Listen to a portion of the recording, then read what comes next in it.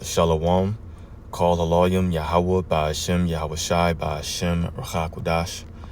Double honors to our apostles and elders of Great Millstone, and peace and blessings to the elect. Yeah, so I found this video of this dude who's at the Museum of the Future in Dubai. And what you're seeing right now is a display of somebody, or this mannequin thing, and it has a chip in its head. He has a chip in his head, right? So let's check out the video and let's see the guy explain this. To communicate, this is the neural chip. It's going to allow us to communicate with telepathy, with people, and with robots. No thank you. I'm here at the Museum of the Future in Dubai. This right here, this system, is the first payment implant under your skin for contactless. Yeah, so you see it right there. It says payment implant. Payment implant. And the caption says, the world's first under-skin chip implant for contactless payments. At the Museum of the Future in Dubai, they are showing the chip, which is the mark of the beast, in case you didn't know. That's why we're making these videos, to let you know exactly what's coming to this place. It says the world's first under-skin chip implant for contactless payments. So this thing is real. It's real and it's here. They have the technology, and we've been telling you in the spirit that all this man Esau Edom is waiting for is some kind of, whether it happens or he more than likely creates it, some kind of catastrophic event that'll change the current global financial system. And this payment implant, this under the skin technology, the chip, microchip, RFID, whatever you want to call it, that's going to be the new financial system. It's going to have all your money, all of your records, your ID, who you are as a person is going to be represented by that chip. And they're showcasing it here in Dubai. It's not a conspiracy theory. It's here.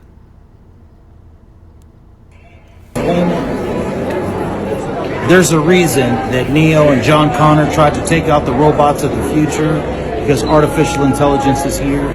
Yesterday I visited the Museum of the Future located in Dubai, which is architecturally stunning, but it's more of an immersive experience than a museum. The opening date on the space shuttle that you launch from is 2/22/2071 in the future.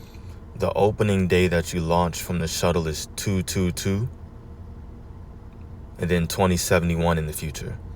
So 6/2/22. Sure, 2/22 is my son's birthday. Part of the exhibit was preserving life. They have 2,000 different species that are located in jars that are to extract DNA. It very much gave Jurassic Park vibes, and had an octopus, or as I call Cousin Bubba the alien. They had fragments of actual spaceships in there. Here's me on NPC mode. One of the booths you could actually choose to take a mission to go to space, which I would do anytime, if space is even real. But getting back to what I said about robots trying to take over the future, this is a peregrine falcon along with the spider and the robot dog that are designed to collect data. And as you know, the peregrine falcon is the fastest bird in the world that they would use as drones. Now, it's a beautiful museum, and I was always fascinated by technology, but no. This is the neural chip. Yep, so you see it again. I just wanted to finish out the entire video because at the very end it showed more AI crap. There was the robot dog. It was the actual robot spider, if you peep that.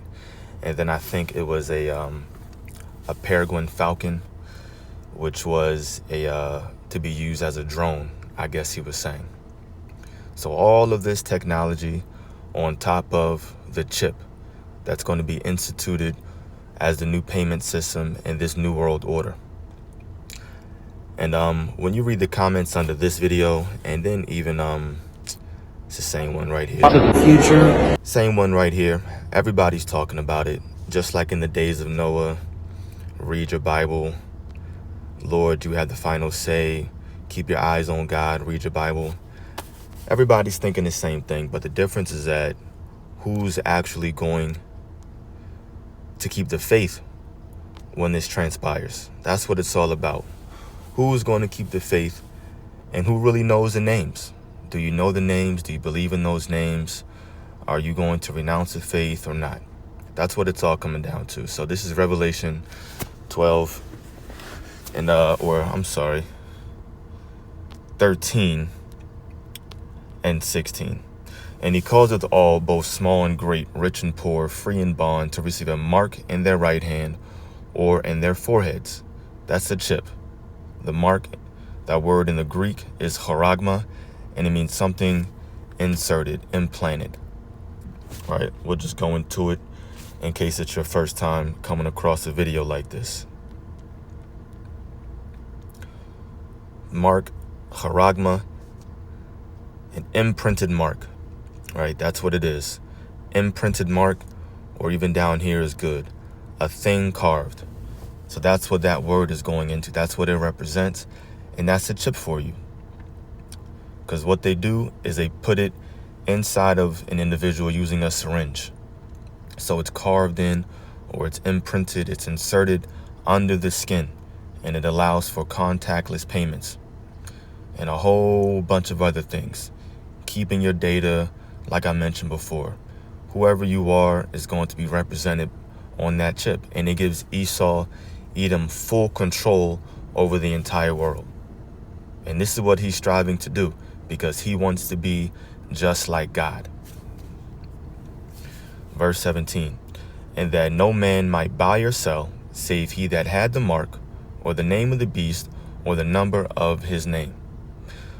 So that's the foundation. Esau takes control over you by controlling if you're able to eat, by controlling if you're able to buy things at the grocery store or wherever you are. You can't do those things. You can't buy, sell. You can't eat. That means you can't live.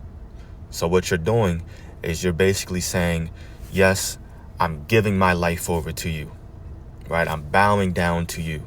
You're my God because you're giving me life, literally. That's what it's going to be.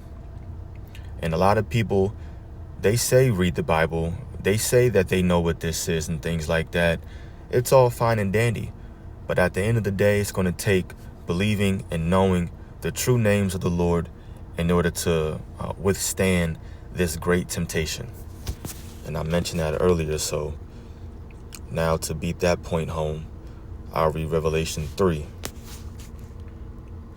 and verse 10.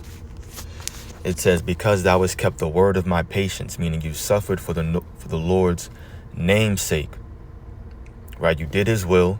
You understood what it was, and you did it. You didn't complain, and you did it gratefully, I'll say.